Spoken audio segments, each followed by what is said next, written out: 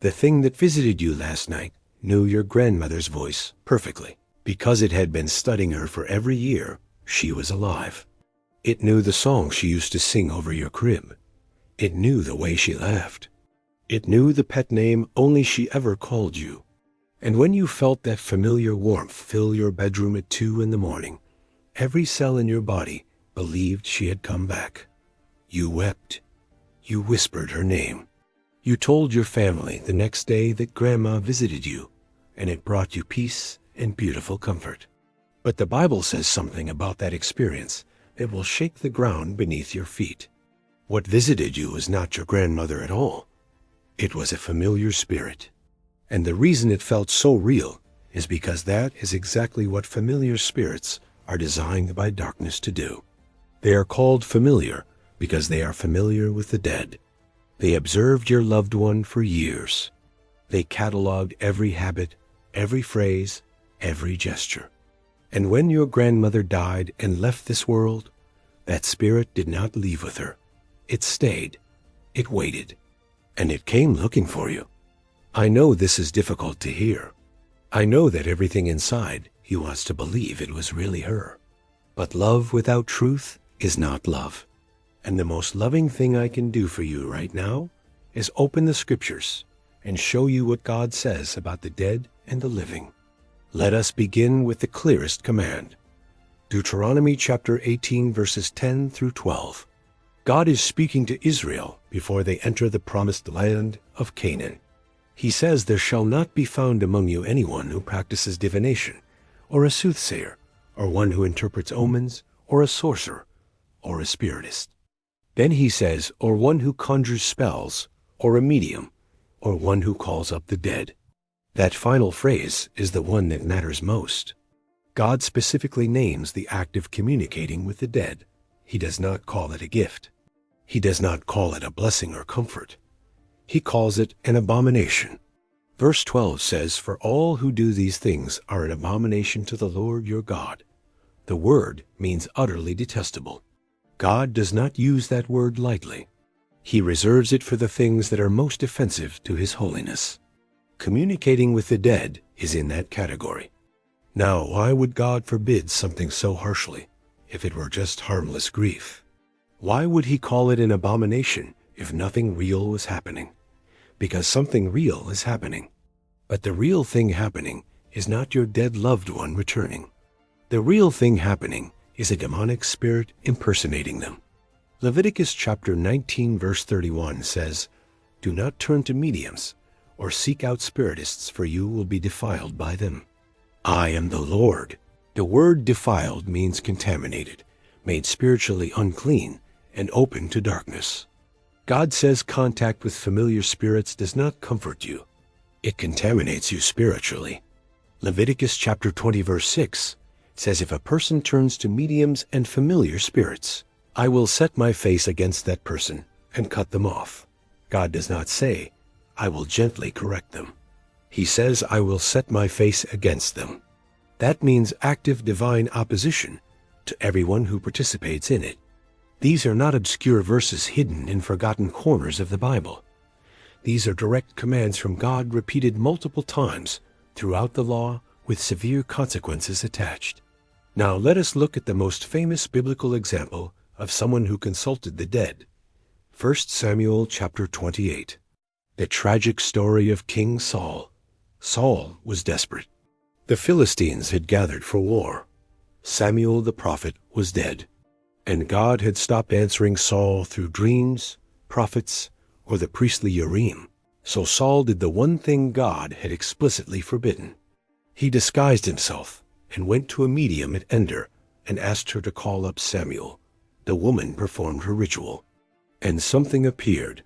A figure rose from the earth. The woman described an old man covered with a mantle coming up. Saul bowed down. The figure spoke. It rebuked Saul and told him that he and his sons would die the next day in battle against the Philistines. Now here is the debate that has divided scholars for centuries. Was that really Samuel, or was it a demonic spirit pretending to be the dead prophet? Some believe God made a one-time exception and allowed Samuel to appear in order to deliver the final judgment against Saul for his disobedience and rebellion. Others believe it was a familiar spirit mimicking Samuel because the entire practice was forbidden and God would not use a method he called an abomination. But regardless of which view you hold, the outcome of the story is absolutely devastating. Saul received no comfort. He received no guidance. He received only death. 1 Chronicles chapter 10 verses 13 and 14 gives us God's verdict on the matter. It says Saul died because he was unfaithful to the Lord. It says he did not keep the word of the Lord, and also because he consulted a medium. That was one of the listed reasons for his death. God killed Saul partly because he consulted a medium. That is how seriously God takes this sin. He does not treat it as a small mistake. Now let me take you to the words of Jesus himself, because he settles the question of whether the dead can cross back over to visit us. Luke chapter 16 verses 19 through 31. Jesus tells the account of the rich man and Lazarus. Both men die. Lazarus goes to Abraham's side. The rich man goes to a place of torment. He looks up and sees Abraham far away with Lazarus at his side in comfort and peace. The rich man begs Abraham to send Lazarus back to warn his 5 brothers still living on the earth, so they do not end up where he is. Abraham's answer is the most important statement in this entire discussion. He says they have Moses and the prophets.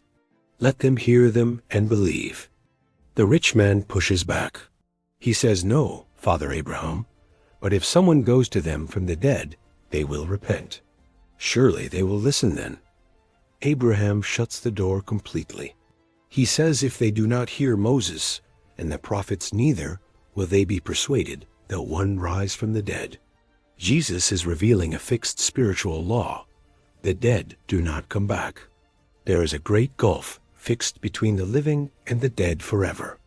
Abraham says in verse 26 between us, "And you, there is a great gulf fixed, so that those who want to pass from here cannot.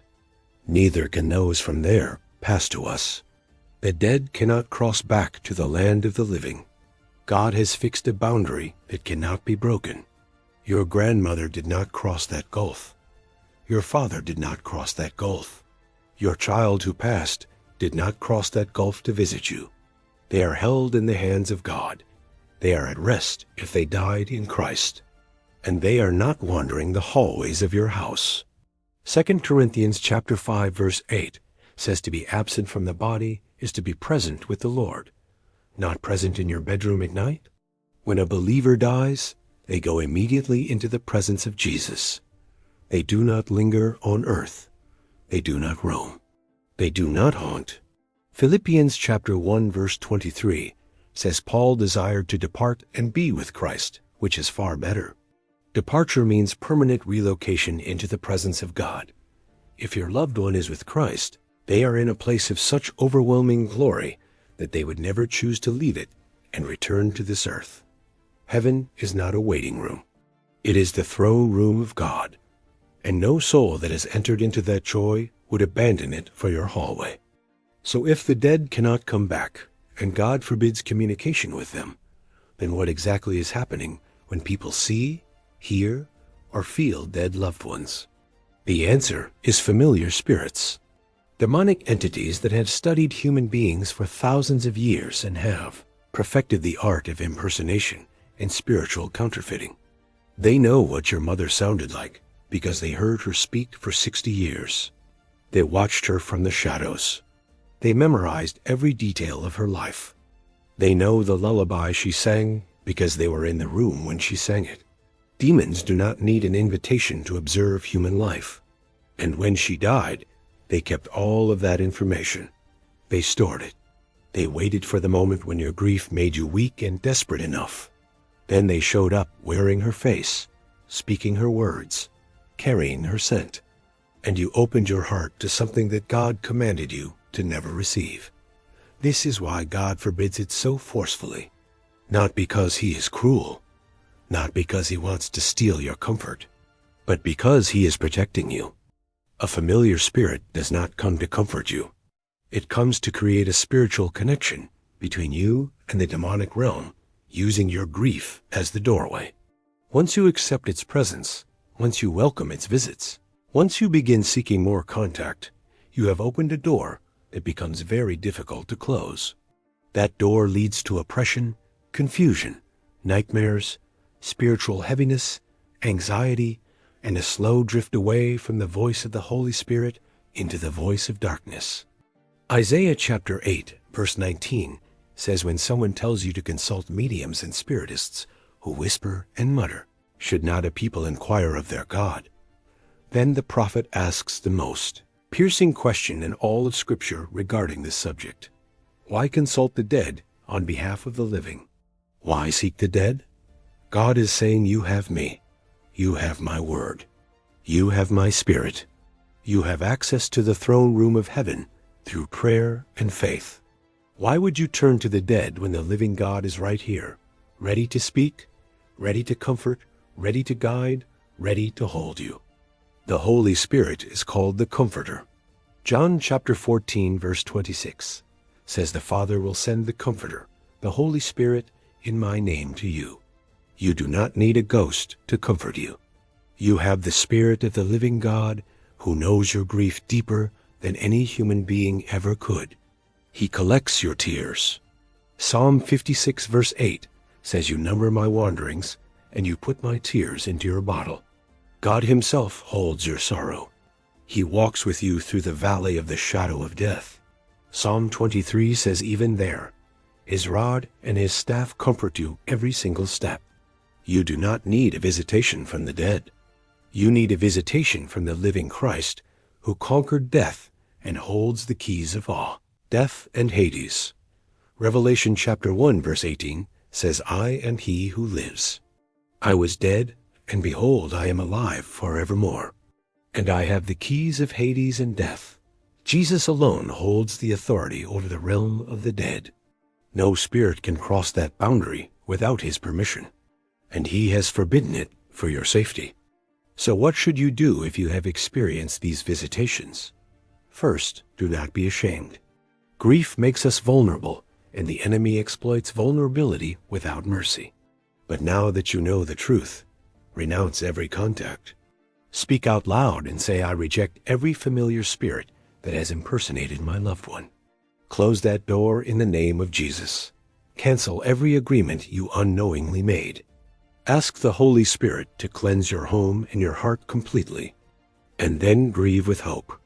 1 Thessalonians chapter 4, verse 13 says, do not grieve as those who have no hope. Your loved one is not lost. If they died in Christ, they are more alive right now than you are. They are standing in the light of a glory you cannot yet imagine. You will see them again, not through a medium, not through a ghost, not through a familiar spirit whispering lies in the dark of your room. You will see them face to face on the day when Jesus returns and the dead in Christ rise first and you are caught up together forever.